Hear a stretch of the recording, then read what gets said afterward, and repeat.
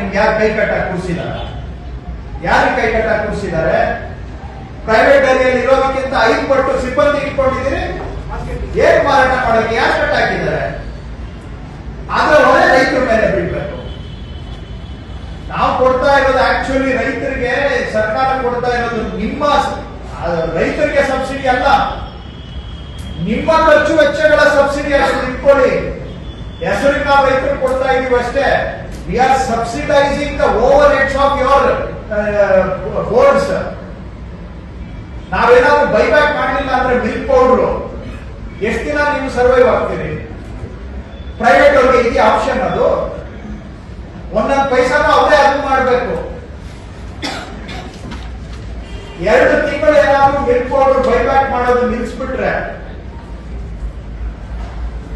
ನಿಮ್ದು ಕೆಲಸ ಮಾಡುತ್ತೆ. ಇಷ್ಟೆಲ್ಲ ಸಪೋರ್ಟ್ ಇಟ್ಕೊಂಡು ಕೂಡ ಮಾರ್ಕೆಟ್ ಎಕ್ಸ್ಪಾನ್ಷನ್ ಮಾಡೋದಿಲ್ಲ, ಸೇಲ್ ಆಗಿದೆ ಹಂಗೆ ಉಳಿಯುತ್ತೆ.